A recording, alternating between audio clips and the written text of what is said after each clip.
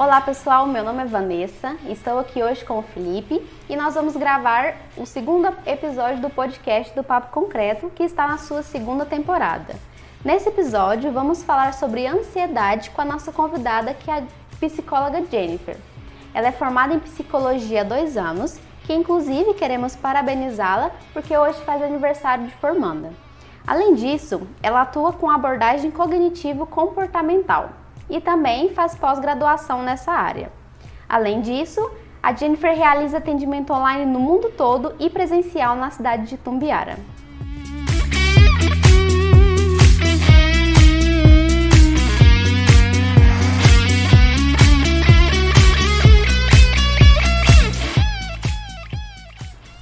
Bom, Jennifer, para iniciar o nosso podcast, nós gostaríamos que você contasse um pouco mais sobre sua trajetória na psicologia, para que as pessoas que nos escutam agora conheçam mais sobre você. Primeiro eu queria agradecer todo mundo, todos vocês aí que estão envolvidos com o projeto. E obrigada pelo meu presente de aniversário de formanda. Bom, então, pessoal, eu sou a Jennifer, eu sou psicóloga clínica, atuo com atendimento online, eu atendo o mundo todo, porque tem pacientes que moram localmente fora do Brasil, tem pacientes aqui no Brasil espalhados por todas as regiões, e com atendimento presencial aqui na minha cidade. Nesses 2 anos de formação, eu estou há 1 ano e meio na clínica, e eu já consegui aí ajudar muitas pessoas com esse nicho que eu trabalho, que é o da ansiedade. Tá bom? Maravilha, Jennifer. Eu acredito que muitas pessoas ainda acham que não... Algumas pessoas que acham que não são ansiosas acabam não dando tanta importância para isso que deve ser dada. Então eu gostaria que você falasse um pouco para a gente quais são os sinais que uma pessoa pode apresentar por ser ansiosa e se existem alguns tipos de ansiedade. Bom, vou falar uma coisa aqui, que às vezes quem vai ouvir vai falar assim, gente, como assim? Primeiro que a ansiedade ela não é uma coisa ruim, E aí, como assim a ansiedade não é uma coisa ruim, Bom, a ansiedade, ela é muitos estudiosos, eles apontam como se ela fosse uma emoção, um estado emocional, Assim como o medo, a alegria, a raiva. Então, a gente sente ansiedade em determinadas situações em que a gente sabe que o nosso corpo ele precisa estar em alerta. Vamos pensar no exemplo da prova de CNH, por exemplo. A gente sabe que nós vamos passar por uma situação onde nós vamos ser testados e a gente precisa mostrar um resultado eficiente. Então, nesse cenário, o nosso corpo e a nossa mente ela precisa estar em alerta para lembrar de tudo aquilo que a gente aprendeu para ter um bom resultado na prova, certo? Nesse caso, a ansiedade ela vai ser positiva para o nosso corpo. Porque nós precisamos estar ali totalmente envolvidos com aquilo. E aí, ela passa a ser disfuncional quando a gente vê que ela já interfere de uma forma mais negativa na nossa rotina, no nosso dia a dia. Bom, sinais que a gente precisa entender. Uma pessoa que é outra coisa também interessante, deixa eu dar os sinais de novo. A gente precisa entender que nós não somos pessoas ansiosas. Como assim eu não sou uma pessoa ansiosa? Nós estamos ansiosos, Se a ansiedade é um estado, não tem como a gente adotar isso como identidade. Isso é um ponto que dificulta também quando a gente vai fazer essa diferenciação e seguir com esse tratamento. Algo que a gente sempre busca levar para o paciente quando ele está em terapia. Olha, você não é a sua ansiedade, Você está passando ali por momentos ansiosos. Mas é isso que a gente sempre deixa bem claro para a pessoa. Porque quando a pessoa ela passa a entender a ansiedade como identidade, o tratamento ele se torna um pouco mais difícil, Porque é como se você adotasse aquilo ali como verdade, e a ansiedade é algo que tem tratamento, Você não tem uma cura para a ansiedade, porque se o seu corpo precisa daquilo, como você vai curar algo bom? Então, ela não tem cura por esse sentido, mas ela tem manejo. Você vai aprender a lidar com a ansiedade, saber como que ela funciona para você, como que o seu corpo reage a ela e como você pode ter uma relação com ela da melhor forma possível, tá? E aí, sinais que uma pessoa ansiosa vai apresentar. insônia, preocupação excessiva, medos excessivos. Às vezes essa pessoa vai comer em excesso, né? Ela vai apresentar muita agitação no corpo, ela vai ter uma dificuldade de se concentrar. Quando essa pessoa, por exemplo, apresenta uma crise de ansiedade, ela vai estar com sudorese, pode acontecer episódios de tremores também, falta de ar, tensão muscular. Então, assim, tem vários sintomas, né? A gente diz que são sintomas físicos, sintomas emocionais, sintomas cognitivos, sintomas comportamentais, tá? Queria te perguntar se você acredita que o isolamento no Brasil, com todas as restrições que está acontecendo, com o que o Brasil está passando no momento, pode elevar situações que antes não passavam de pequenos problemas no dia a dia das pessoas e agora são crises de ansiedade, por exemplo. Muito, com certeza, né? A gente está aí no meio de uma pandemia mundial, né? Onde as pessoas se veem, por exemplo, se é uma pessoa que tem uma rotina muito agitada, né? Que o trabalho dela pede essa agitação e às vezes ela está acostumada muitas vezes com o trânsito longo que ela vai pegar e de repente ela se vê em um lugar que ela não pode sair de casa, porque muitos trabalhos viraram home office, né? Essa pessoa acaba que entra em crise justamente por isso, porque sai da rotina dela, né? Então, eu saí daquela rotina de agitação, eu tenho uma preocupação excessiva com o que essa ansiedade, essa pandemia vai fazer dali para frente, como vai ser isso tudo. Então, isso, inclusive, aumentou os casos de procura na clínica por essas questões de ansiedade, né? Olha, depois da pandemia, eu me vi muito ansiosa porque eu fico dentro de casa, eu vi que eu tô comendo mais, porque um dos sintomas, como eu falei, é esse excesso, né, de a gente comer nossas emoções, como a gente fala da psicologia. E a ansiedade, entendida como uma emoção, acaba que quando ela aumenta, você vai ter umas respostas que podem ser disfuncionais, que são, inclusive, essas que eu acabei citando. Então, sim. A pandemia é algo que tem aumentado muito as procuras, como eu falei, e a gente precisa entender como que funciona a ansiedade, justamente para cada um, porque apesar dela ter sintomas padrões, digamos assim, para você ela pode funcionar de uma forma, para mim ela funciona de outra, para outra pessoa ela vai funcionar de outro jeito. Então, por isso que é muito importante a gente entender como que funciona e como que a gente lida com isso. Mas respondendo a sua pergunta, sim, é uma coisa, a pandemia, com certeza, é um fator muito determinante para o aumento de casos. E é principalmente por isso mesmo que você falou, né? Que as pessoas estão dentro de casa, então as coisas ficam muito amontoadas, parece problema até de onde não vê, né? Exatamente, porque assim, antes a gente tinha uma rotina, né? Se eu acordava, sei lá, 7 horas da manhã para me arrumar, para 8 estar no trabalho, e aí eu estava envolvida com o trabalho, né, fora de casa, e voltava só às 18 horas. Uma pessoa geralmente trabalha em horário comercial assim. E aí, com o isolamento social, a gente precisa estar em casa o tempo todo, né? Então, para onde eu olho, eu ainda vou estar naquele ambiente. Então, assim, no começo da pandemia, quando a gente achava que seria uma coisa bem rápida e que logo ia passar, e que a gente espera que daqui a pouco passe mesmo, a gente estava tendo muitas alternativas. Então, a gente estava fazendo exercícios em casa, vamos fazer meditação, vamos ler um livro, vamos ouvir podcast, vamos procurar coisas para fazer. Chega uma hora que essas coisas elas vão se tornar entediantes de novo, né? Então, isso também é algo que a gente precisa entender. O que eu consigo fazer agora para eu ter novas válvulas de escape, sabe? Sim, exatamente. E principalmente nós alunos da UFO, eu entrei em 2019, tinha uma rotina muito agitada no dia a dia, acordava cedo, ia para a faculdade, comia na faculdade, via muitas pessoas, fazia várias coisas. E agora a gente acorda e vai direto para frente do computador. Eu acho que isso pode até, interferir em algumas pessoas na ansiedade, né? Sim, com certeza. Com certeza, justamente por essa questão de se privar, né? E outra coisa também que eu sempre coloco isso para as pessoas que estão em tratamento comigo, que é o seguinte. desde quando existe a humanidade, a gente é acostumado a viver em bando, né? Então, assim, cara, a gente perdeu isso, né? De certa forma. Quem é nosso bando agora é a nossa família.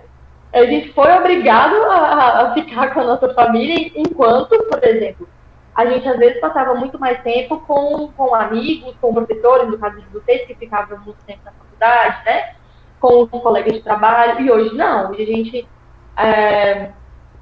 tem que ficar ali com a nossa família porque não tem outra alternativa. Mas é isso, então as pessoas falam assim, mas eu sinto falta dos meus amigos, e é natural a gente sentir. É natural a gente sentir porque a gente foi, desde sempre, acostumado, né, a estar em grupos. Então, também é um ponto que a gente vê muito acentuado. Sim, exatamente. E sabendo que ultimamente a ansiedade vem sendo muito presente na vida das pessoas, é algo assim que está acontecendo muito. Ainda mais essa pandemia, como a gente disse agora, é algo complicado, sabe, lidar com algumas situações. Por exemplo, uma pessoa que estava acostumada a ficar com muita gente em volta e em casa não pode, por exemplo, né? É complicado. Então, o que você, Jennifer, como psicóloga, sugere para essas pessoas? O que você sugere que elas façam para evitar esses momentos de angústia, até mesmo em momentos que a crise de ansiedade aparece? Por exemplo, em alguns momentos que o sono é prejudicado devido à ansiedade e em outras ocasiões também. Tá. Uma das coisas que eu sempre falo é a gente entender a ansiedade ou ver a ansiedade como se fosse uma onda. Mas como assim? Como é que eu vou ver como se ela fosse uma onda? A gente sabe que uma onda, né, a gente tá ali, vamos pensar na situação que a gente está de frente para o mar. E se a gente se prepara para aquela onda vir, ela não vai pegar a gente de surpresa, certo? Você vai estar mais preparado, então quando ela vir, você não vai ser engolido por ela. Quando a gente não tá, geralmente acontece ao contrário, né? A gente tá ali, a gente pode cair e, enfim, a onda, de certa forma, ser ruim pra gente. A ansiedade é como se fosse da mesma forma. A gente primeiro precisa entender o que é a ansiedade, como eu falei anteriormente. Como ela funciona para mim, quais são os meus sintomas, quais são os meus gatilhos, né? Acho que entender quais são os gatilhos é a principal, assim, o passo número 1, sabe? Porque sabendo quais são os meus gatilhos, eu vou saber lidar com isso quando eles acontecerem, né? Mas uma das coisas que dá pra gente fazer, além de entender as nossas válvulas de escape, que são estar em contato com pessoas que a gente gosta, por mais que seja virtual, mas ainda assim não perder esse contato, né? Hoje em dia, o contato que a gente tem é aqui. Se fosse em outra época, a gente poderia estar gravando esse podcast se fosse presencial, né? Então, manter esse contato com as pessoas que a gente gosta, procurar fazer, às vezes, atividades em casa mesmo, que a gente costuma fazer, assistir bem, assistir um filme, assistir uma série, tentar se distrair, né, ao máximo possível. Tentar manter, eu sei que é difícil, mas manter uma rotina parecida com o que a gente tinha. Se a gente tinha um horário de trabalho e tal, então, às vezes, a gente se programa para continuar daquela forma, né? E o que você falou em relação ao sono. Então, tem algumas dicas que a gente dá, né, para você fazer uma higiene do sono. O que seria isso? Seria alguns hábitos para você criar antes de dormir, né, que podem sim ajudar na qualidade do sono. Uma das coisas que a gente tem feito muito é ficar dentro do quarto, né? Às vezes estudar mesmo que seja em cima da cama, ver programas, né, filmes, enfim, em cima da nossa cama. E uma das dicas que está dentro dessa higiene do sono é a gente utilizar o quarto só na hora de dormir, sabe? Tem uma sala, tem outro ambiente que você consegue ficar por mais tempo, deixa o seu quarto só para dormir, né? Ali com roupas de cama mais confortáveis. Criar o hábito de reduzir o consumo de estimulantes à noite, então energéticos, cafés, refrigerantes, né? Não dormir, né, com o estômago vazio, sentindo fome, porque às vezes a fome pode atrapalhar a gente, né, fazendo que a gente acorde de madrugada. E tentar conseguir implementar os exercícios físicos durante os nossos dias, né? Criar o hábito de dormir no mesmo horário, ingerir muita quantidade de líquidos, água, sucos naturais, podem sim ser algo que ajude nessa questão do sono, tá bom? Maravilha, Jennifer. E você acha também que as coisas que a gente ingere e bebe pode ocasionar mais problemas para ansiedade ou não tem muito essa ligação? Tem por exemplo, uma pessoa que tem ligação, que eu digo por quê? Tem exemplo que eu consigo citar. Uma pessoa que tem ansiedade, por exemplo, né? Ela se sente ansiosa. E aí ela consome uma quantidade grande de energéticos, por exemplo. A gente sabe que o energético, ele é uma bebida, né, estimulante. Então, se essa pessoa ingere energético em grande quantidade, isso pode fazer com que a ansiedade dela aumente, né? Às vezes, não vai ser algo imediato, nem nada muito de bate pronto, sabe? Mas que pode influenciar, sim. Entendi, perfeito. E Jennifer, você acha que esse tempo que nós estamos em contato muito com tela, muito com luminosidade, por mais tempo durante o dia também pode afetar pessoas com mais crises de ansiedade? Essa questão da gente estar muito no virtual, no geral, eu acho que é algo, sim, que pode fazer, que pode afetar. E uma das coisas que a gente tem visto bastante nas redes sociais é como eu digo, não seria um incentivo, mas para você avaliar, sabe, o que você tem consumido na internet. Porque às vezes não é nem o fato de eu estar aqui olhando para o telefone, mas é o que eu estou consumindo olhando para o meu telefone, né? Quais são as pessoas que eu estou seguindo, se elas estão me fazendo me sentir bem, se elas estão contribuindo de alguma forma para a minha saúde, né, física, emocional, ou se eu estou consumindo, às vezes, conteúdos que vão fazer ao contrário, né? Então, assim, eu tive muitos pacientes que falaram para mim, olha, eu parei de assistir jornal, por exemplo, porque você só via notícias negativas, né? Falei, não, tudo bem, se isso é algo que te conforta, que te faz bem, não assistir, então, tudo bem. Então, eu acredito que é nesse ponto, Felipe. Às vezes não é tanto como a gente está consumindo aquilo, mas sim o que a gente está consumindo, né? É algo que a gente pode passar a observar e entender se isso tem feito bem para a gente ou não.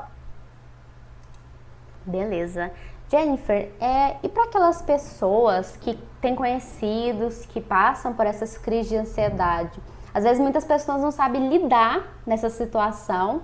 Eu nem digo assim, consigo mesma, é com outra pessoa. O que você sugere? Alguma dica para caso eu estiver com outra pessoa do meu lado, com crise de ansiedade? O que você sugere que eu posso fazer para ajudar ela nesse momento?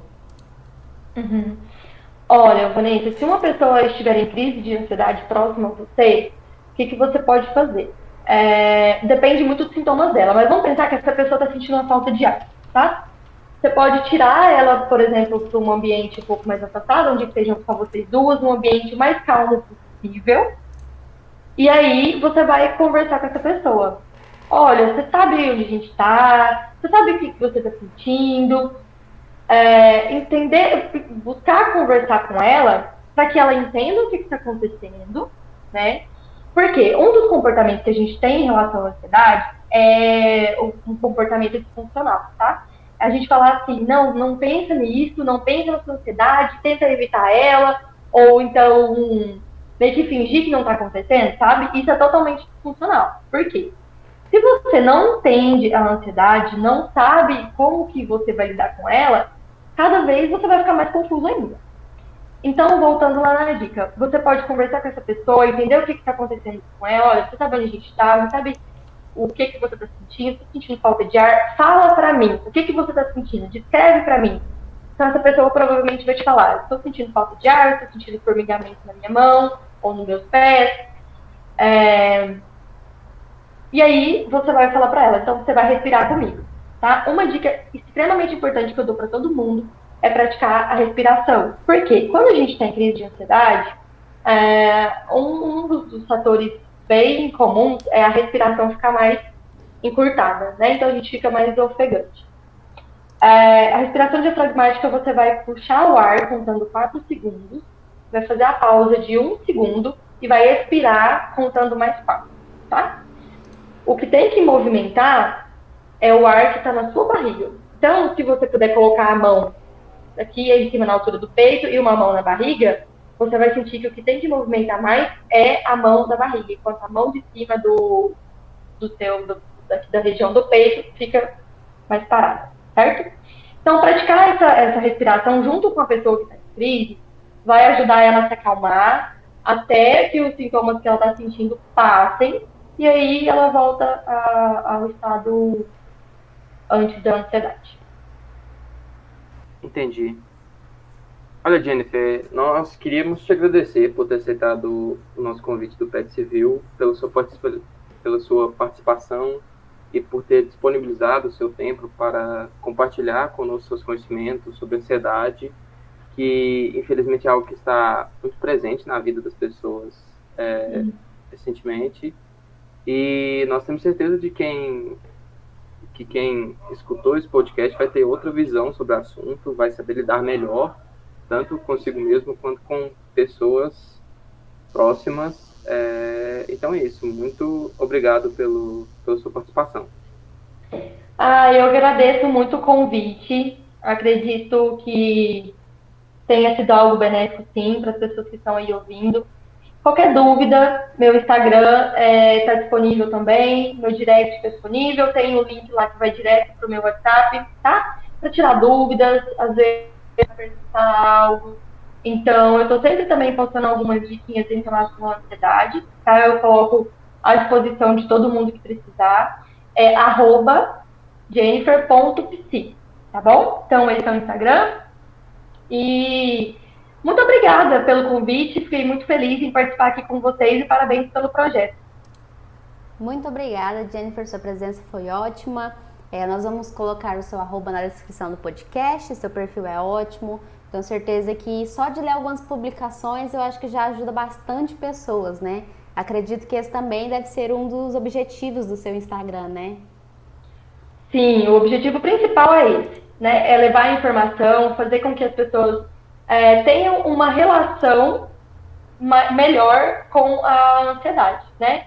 Para que elas aprendam a lidar, aprendam a entender como que é para cada uma e como que a gente lida aí com o que a gente chama de mal do século, né? O mal do século até algum tempo atrás foi a depressão, agora a gente tem aí a ansiedade como muito a gente tem ouvido falar. Então é isso, pessoal. Esse foi mais um episódio do podcast do Papo Concreto. Lembrando que essa é a nossa segunda temporada, o nosso segundo episódio. Lembrando que o próximo episódio será sobre engenharia civil. Não percam, assinem as notificações e fiquem